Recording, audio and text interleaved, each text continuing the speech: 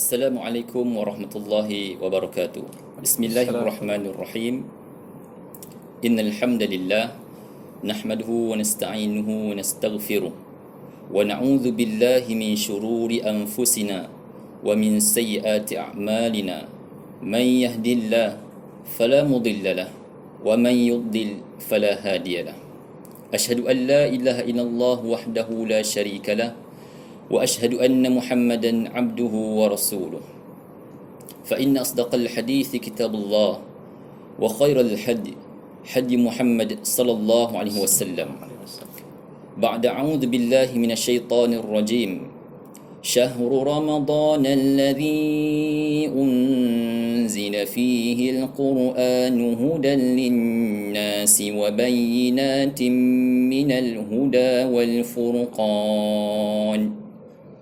yang bermaksud Syahrul Ramadan alladhi unzila fihi al-Quran, yakni bulan Ramadan itu padanya diturunkan Al-Quran, hudan linnasi wa bayyinatin minal huda, yang mana Al-Quran tadi menjadi tunjuk kepada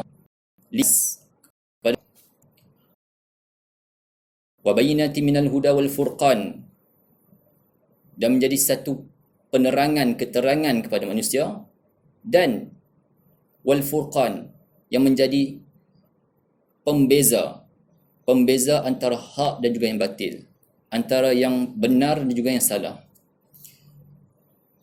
Bertepatan dengan itu, bertepatan dengan bulan Ramadan al-Mubarak, Al-Quran diturunkan, maka program 30 siri bicara kitab insya-Allah pada hari ini, iaitu siri yang ketiga.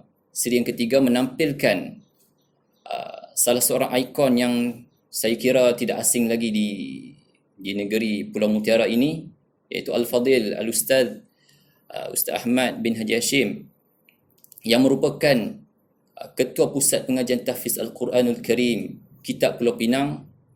Dan seingat saya Ustaz merupakan mantan Lajnah Tasihh Quran KDN ya Ustaz. Pada tahun berapa Ustaz? Daripada 2001 sehingga 2018. Masya-Allah. Ustaz merupakan salah seorang daripada Lajnah Tasihh Quran. Kalau tengok Quran di muka depan tu ada nama Ustaz. Masya-Allah, kita berbangga ada salah seorang individu seperti Ustaz. Dan Ustaz juga orang lama, orang kuat di kitab ni. Bermula daripada episod-episod babak pertama penubuhan kitab, penubuhan Ma'had Tahfiz, sehinggalah sekarang kitab daripada 2001 sehinggalah sekarang 2021, lebih kurang 20 tahun Ustaz. Maka dengan itu ingin mengambil ibrah dan juga pengajaran dan juga kelebihan yang ada pada Ustaz, insya-Allah kita ingin mendengar sesi perkongsian daripada Al-Fadil Ustaz berkenaan dengan fadail, kelebihan Al-Quranul Karim di bulan Ramadan Al-Mubarak. Untuk itu saya mempersilakan, falyatafaddal mashkura Ustaz. Baik, terima kasih. Bismillahirrahmanirrahim. Assalamualaikum warahmatullahi wabarakatuh. Waalaikumsalam warahmatullahi wabarakatuh. Alhamdulillahirabbil alamin, wassalatu wassalamu ala asyrafil anbiya'i wal mursalin wa ala alihi wa sahbihi ajma'in. Rabbi shrah li sadri wa yassir li amri wa hlul 'uqdatam min lisani yafqahu qawli, amma ba'du. Yang dihormati Ustaz Fitri, moderator kita pada hari ini, sidang pendengar, penonton, muslimin dan musliman dirahmati Allah sekalian. Alhamdulillah. Pertamanya syukur kita kehadrat Allah Subhanahu wa taala kerana telah memberi hidayah, inayah serta petunjuk kepada kita dan juga serta pertolongan kepada kita berada di bulan Ramadan yang mubarak ini. Seperti mana kita tahu firman Allah Subhanahu wa taala, A'udzubillahi minasyaitonir rajim, Innal ladzina yatluna kitaballahi wa aqamus shalah wa anfaqu mimma razaqnahum sirran wa 'alaniyah yarjuna tijaratan lan tabur liyuwaffiyahum ujurahum wa yazidahum min fadlih innahu ghafurun syakur. Tajuk saya pada hari ini ialah nak menyentuh tentang kelebihan amalan bacaan Al-Quran di bulan Ramadan. Sebelum itu saya nak sentuh dulu tentang kelebihan membaca Al-Quran di luar bulan Ramadan. Apabila berada di bulan Ramadan, maka amalan kita itu berlipat ganda lagi. Jadi sebelum itu saya nak sentuh dulu tentang ayat yang saya baca tadi. Innal ladzina yatluna kitaballah. Sesungguhnya orang-orang yang membaca kalam Allah, kitab Allah ini, wa aqamus salata wa anfaqu mimma razaqnahum. Mereka ini mendirikan semayang, wa anfaqu mimma razaqnahum, dan menginfakkan sebahagian harta mereka. Harta yang telah diberikan oleh Allah Subhanahu wa taala kepada mereka, mereka menginfakkan balik. Wa anfaqu mimma razaqnahum, sebahagian daripada harta mereka itu diinfakkan sirra wa alaniyah, sama ada secara terang-terang ataupun secara sembunyi. Sirran secara sembunyi, wa alaniyah secara terang-terang. Jadi orang-orang yang membaca Al-Quran kemudian menginfakkan sebahagian harta mereka kepada orang-orang yang memerlukan, lebih-lebih lagi di bulan puasa, bulan Ramadan ini, secara sembunyi ataupun secara terang-terangan, yatlu sirra wa alaniyah yarjuna tijaratan lan tabur. Tak lain tak bukan mengharapkan satu bentuk perniagaan, satu bentuk perniagaan yang tak akan rugi, lan tabur. Bila sebut lan di sini, selama-lamanya tak akan rugi.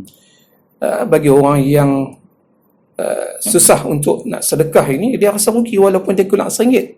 Tapi bagi orang yang murah rezeki ini, dia rasa RM1 tak ada apa. Dia akan nak bagi lagi RM10, nak bagi lagi RM100, nak bagi sampai berlipat ganda. Bagi dia tak ada masalah tentang nak infakkan sebagai harta ini. Ini merupakan orang yang membaca Al-Quran, mengamalkan, mendirikan sembahyang serta mengeluarkan zakat dan sebagainya, dan menginfakkan sebahagian harta kepada jalan Allah secara terang dan terangan.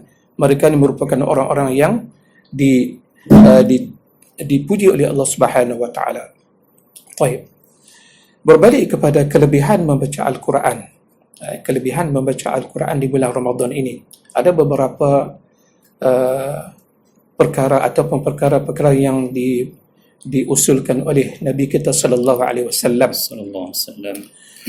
Yang pertamanya saya nak sentuh tentang daripada Abu Umamah radhiyallahu berkata, aku mendengar Rasulullah sallallahu alaihi wasallam bersabda, bacalah Al-Quran, sesungguhnya ia akan datang di hari kiamat sebagai syafaat kepada pembacanya. Dalam matanya, Iqra'ul Quran fa innahu ya'ti yawmal qiyamah syafi'an li ashabihi. Iqra'ul Quran, bacalah Al-Quran, kata Nabi sallallahu alaihi wasallam, yang mana fa innahu ya'ti yawmal qiyamah, dia akan datang pada hari kiamat, hari mahsyar esok ini, syafi'an li ashabihi, dia akan mensyafaatkan bagi orang yang membaca ni. Lebih-lebih lagi lah orang yang menghafaz Al-Quran. Ini disebut, Nabi sebut yang baca. Kalau kita menghafaz Al-Quran ni, lebih-lebih lagi ya, memang terbaiklah.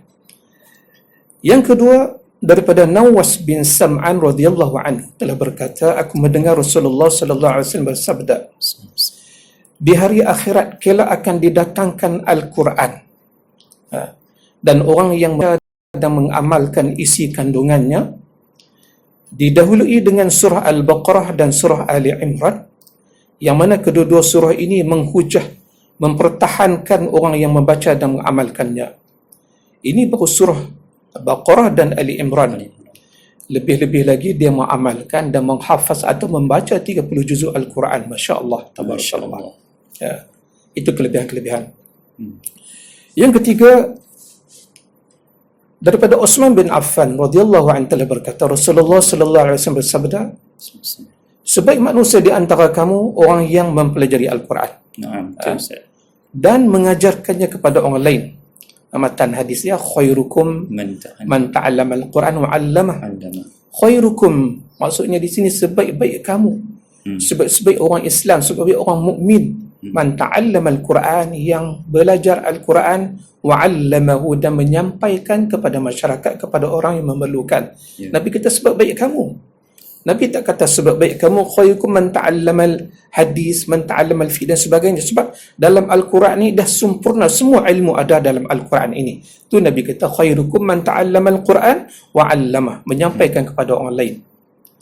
Itu yang ketiga. Yang keempat, daripada Aisyah radhiyallahu anha telah berkata, sabda Rasulullah sallallahu alaihi wasallam, orang yang membaca Al-Quran dan susah untuk menyebut ayatnya akan mendapat 2 pahala. Jadi banyaklah kalangan masyarakat kita pada hari ini yang susah nak menguasai bacaan. Dia usaha belajar tapi susah nak menguasai bacaan, nak sebut. Dalam matan hadis tu ada ambil satu perkataan, ya tatak-tak. Dia berkata dengan terketak-ketak lah, ya tatak-tak, gagak-gagak istilahnya kan. Bertatih. Dia baca macam bergagak-gagak, tergagak-gagak tu. Duk mengejar lagi. Sebab yang kata sifat adil Allah Subhanahu Wa Taala ni, dia anugerahkan orang yang cepat, orang yang lambat. Orang yang cepat baca boleh menguasai Al-Quran, ma'asafratul kiramil bararah, berserta dengan malaikat-malaikat yang mulia di sisi Allah. Orang yang baca Al-Quran dengan sempurna, yang mahir. Tetapi bagi orang yang tergagak-gagak ini, orang yang tak ini, akan dapat 2 ganjaran. Itu kata maha adil Allah Subhanahu Wa Taala ni, rahmat Allah ni. Dia tengok orang yang baca, berusaha baca gagak-gagak, tapi bagi dapat 2 ganjaran. Itu kelebihan orang yang berusaha juga, walaupun tak boleh berusaha juga untuk nak menguasai bacaan Al-Quran, walau macam mana sekalipun, dia akan dapat 2 ganjaran di sisi Allah Subhanahu Wa Taala. Betapa adilnya Allah Subhanahu Wa Taala. Masya-Allah. Seterusnya daripada Abu Musa Al-Ash'ari radhiyallahu anhu telah berkata, Rasulullah sallallahu alaihi wasallam bersabda, umpama orang mukmin yang membaca Al-Quran. Hadis ini memang masyhur lah. Seperti mana dalam matannya, masalul mu'min alladhi yaqra'ul Quran kamasalil utrujjah, rihuha tayyibun wa ta'muha tayyibun, wa masalul mu'min la yaqra'ul Quran kamasalit tamrah, la riha laha wa ta'muha hulwun, wa masalul munafiq alladhi yaqra'ul Quran masalul rayhanah, rihuha tayyibun wa ta'muha murrun.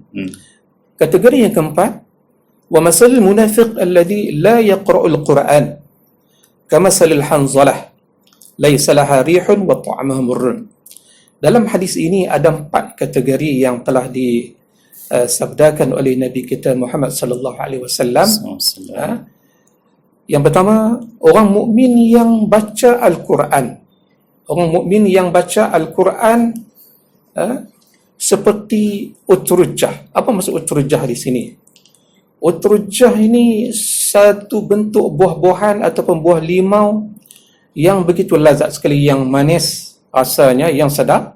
Kamasali utrujjah, yang mana rihuha tayyibun, bau buah limau ni dah wangi, wa ta'muha tayyibun, dan bila makan dia lagi sedap, enak, lazat. Itu umpamaan orang mukmin yang baca Al-Quran. Yang kedua, wa masalul mu'min alladhi la yaqra'ul Quran.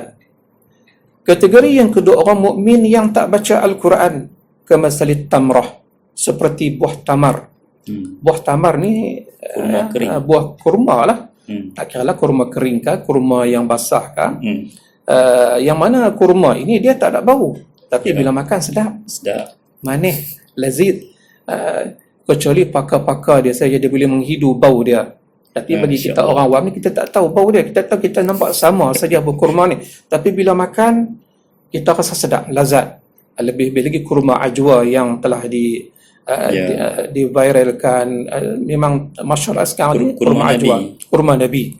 Jadi kurma ni juga bila dia katakan orang yang pakar saya, dia makan dia boleh tahu dah, walaupun dia tak boleh nampak, orang buta contohnya lah. Kalau dia pakar kurma, dia tahu dia makan kurma ni kurma apa, nama dia, kurma apa, ahli dia. Jadi macam tu lah perumpamaan yang kedua orang mukmin yang tak baca Al-Quran. Masih sedap juga sebab dia mukmin atas nama mukmin. Yang pertama tadi orang mukmin yang baca Al-Quran, lazid dan harum. Kategori yang ketiga al-munafiq. Masalul munafiq alladhi yaqra' al-Quran. Orang munafik pun baca Quran juga. Orang munafik ni dia baca Quran juga. Seperti masalul raihanah, riuhaha tayyibun wa ta'muha murrun.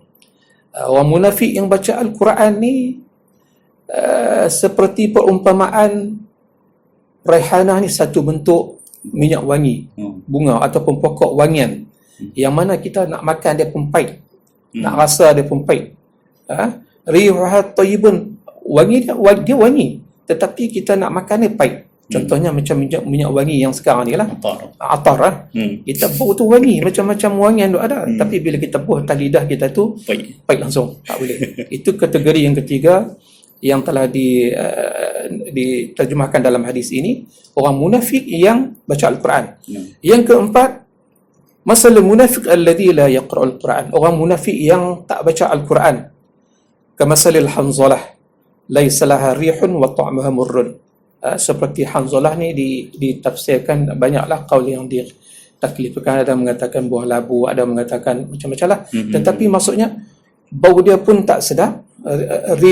Laysa laha rin, tak ada bau langsung. Wa ta'muha murrun, bila kita nak makan dia rasa pahit. Kategori keempat. Jadi 4 kategori.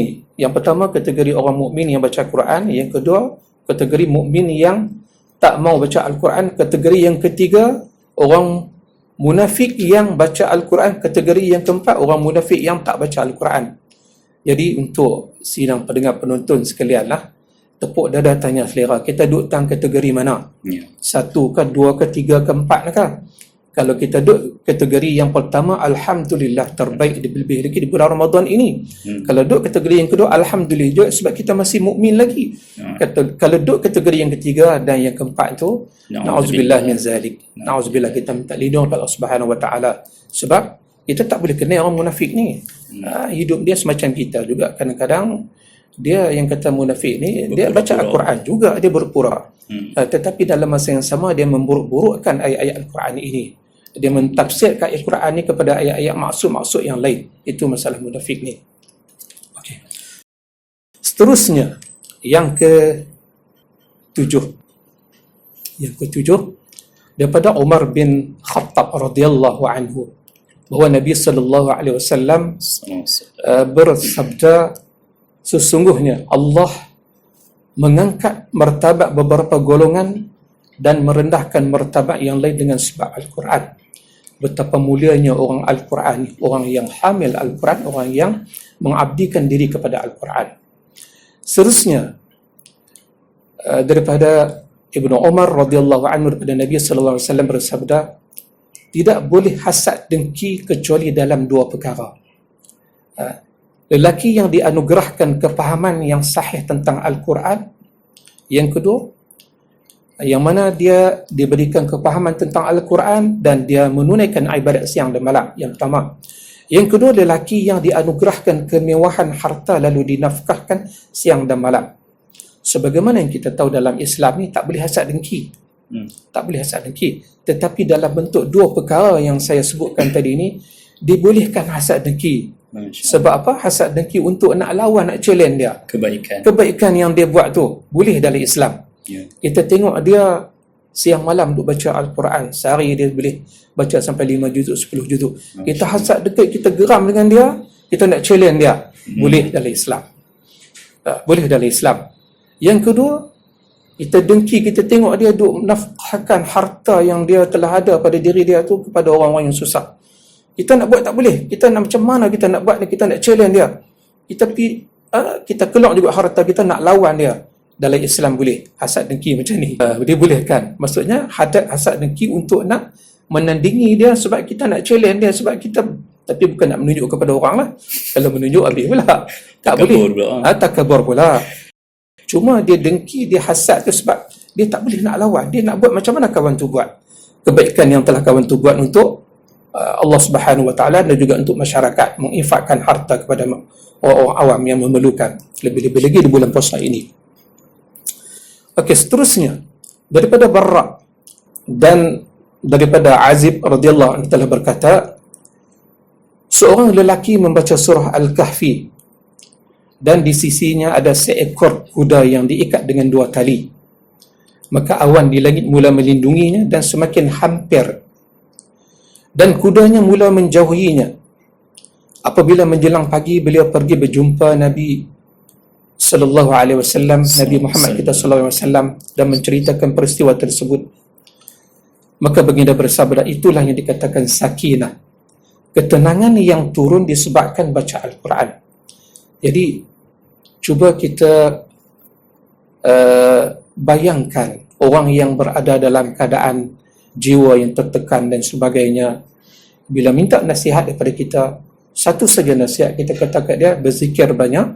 Yang kedua, baca Al-Quran. InsyaAllah dengan sendirinya dalam tekanan jiwa, tekanan mental dia akan dibaiki oleh Allah Subhanahu wa taala, akan mendapat syafaat daripada Allah Subhanahu wa taala, ketenangan, sakinah bila baca Al-Quran ni.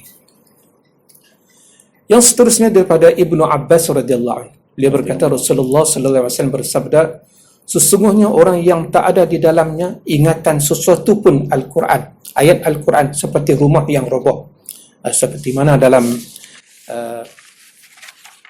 hadis Nabi seperti innal ladzi laisa fi jawfihi syai'un minal Quran kal baitil kharib. Dalam seorang itu, cuba kita bayangkan dia hidup di dunia ini 30 tahun, 40 tahun, 50 tahun, 60 tahun, 70 tahun, sehingga bila dia dijemputkan oleh Allah Subhanahu wa taala, kembali bertemu dengan Allah Subhanahu wa taala, dalam keadaan diri dia tak ada langsung dalam dia ada ayat-ayat Al-Quran. Ini merupakan satu kerugian di sisi Allah Subhanahu wa taala. Kata Nabi, seperti kal baitil kharib, rumah yang usang. Rumah usang, rumah yang tinggal lama ni, kita tengok, kita nak masuk pun tak mau, kita rasa gerun. Kalau rumah yang usang ni, seperti macam ni lah diri orang tu yang tak ada ansur Al-Quran dalam diri dia. Rugi. Sokongkannya dia wadduha ke bawah, dia hafal juga. Fatihah wajib lah, ada rukun. Sebab kita sepaksa kena baca untuk solat, rukun solat. Wadduha ke bawah tu biasalah. Seelok-eloknya dia berusaha untuk menghafaz surah-surah pertolongan, surah-surah munjiat, surah-surah yang syafaat, seperti surah Al-Mulk, surah Waqi'ah, surah Al-Kahfi, As-Sajadah, 4-5 surah lagi lah, Insan, 4-5 surah yang pendek-pendek. Dia berusaha untuk hafaz, menjadi pendinding dia di alam kubur esok, insya-Allah. Kita tengok banyaklah kita dengar cerita-cerita syafaat orang yang mengamalkan surah Al-Mulk apabila dia meninggal dalam keadaan yang menyeronokkan, keadaan yang begitu seronok sekali. Kita tengok daripada cerita kaum keluarganya, mudahnya dia meninggal dan serinya wajahnya apabila dia mengamalkan surah-surah tertentu semasa hidupnya, semasa hayatnya. Jadi merupakan satu kerugian. Satu nasihat daripada saya, usahalah untuk sekurang-kurangnya surah Al-Mulk ada dalam dada kita, dan kita amal sebelum kita tidur tiap malam tu, kita usaha untuk baca sekali surah Al-Mulk. Selain itu, qul huwallah tu biasalah kan, surah pendek-pendek saja. Jadi Al-Mulk tu, juzuk Al-Mulk, surah Al-Mulk juzuk 29, surah Al-Mulk. Banyaklah, tak payah saya nak sentuh tentang hadis-hadis yang menceritakan kelebihan-kelebihan surah Al-Mulk ini. Okey. Seterusnya daripada Uqbah, daripada Ibnu Mas'ud radhiyallahu anhu, bahawa Nabi sallallahu alaihi wasallam bersabda, orang yang paling layak mengimami kaum dalam solat, dalam sembahyang, ialah mereka yang fasih membaca Al-Quran. Memang tak boleh tak bukan, dari segi fiqh pun, bila kita menunaikan solat, kita kena tengok orang yang boleh menguasai bacaan Al-Quran. Itu dia, fasih baca Al-Quran. Seterusnya daripada Jabir bin Abdullah radhiyallahu anhu, bahawa Nabi sallallahu alaihi wasallam menghimpun antara dua lelaki yang terbunuh di peperangan Uhud. Pada satu peristiwa peperangan Uhud, ada dua lelaki yang mati syahid, yang mana dalam mati syahid ni beliau bersabda, yang mana satukah antara keduanya yang paling kuat berpegang teguh kepada Al-Quran, maksudnya yang mengamalkan Al-Quran. Dua-duanya syahid telah maksudnya memang dah orang kata apa, di sisi Allah Subhanahu Wa Taala, mereka ni orang mulia, Ya. memang dah layak masuk syurga. Tetapi orang mana dulu? Yang mana dulu? Sahabat yang mana dulu Nabi tengok yang berpegang teguh kepada Al-Quran? Nabi nak masuk dia dalam liang dulu, Ke bumi. nak kebumikan dulu. Ini maksudnya kelebihan orang yang berpegang mengamalkan Al-Quran. Sehingga nak tanam pun Nabi tengok yang mana dulu yang kuat pegang Al-Quran. Ya. Masya Allah. Seterusnya, daripada Imran bin Husain bahawa beliau telah lalu di hadapan qari yang sedang membaca Al-Quran, kemudian dia berdoa kepada Allah, kemudian ia kembali membaca Al-Quran. Ia berkata, aku mendengar Rasulullah sallallahu alaihi wasallam bersabda, barang siapa yang membaca Al-Quran maka berdoalah kepada Allah dengan Al-Quran. Kata Nabi sallallahu alaihi wasallam, siapa yang membaca Al-Quran berdoalah kepada Allah dengan Al-Quran, maka sesungguhnya akan datang kaum yang membaca Al-Quran dan mereka berdoa dengannya. Maksudnya di sini orang yang baca Al-Quran, dalam Al-Quran pun banyak kalimah-kalimah doa. Ya. Kalimah-kalimah doa, Rabbana atina, macam-macam lah. Banyak lagi ya. Jadi dalam kita membaca Al-Quran, walaupun kita tak sempat doa pun, kita berdoa, kita niat pun, orang yang usaha untuk baca Al-Quran ni sebenarnya Allah dah makbul permintaan dia. Allah dah makbul segala permintaan insya-Allah. Jadi hanya setakat itu yang dapat saya sampaikan pada petang ini. Memandangkan masa kita pun singkat dan mungkin ada beberapa soalan yang akan dikemukakan oleh moderator. Jadi insya-Allah kita pergi ke sesi selanjutnya insya-Allah. Wallahu a'lam. Baik. InsyaAllah. Di sini ada satu soalan, Ustaz. Ya. Memandangkan dengan kita punya keadaan sekarang, suasana sekarang di bulan Ramadan yang mulia ni, Ya. yang mana ada di kalangan sebahagian kecil, bukan nak kata semua, di kalangan imam-imam ni ataupun masjid-masjid ada yang ialah kadang laju kejar pada kuantiti. Jadi di sini saya ingin menanyakan soalan, bagaimanakah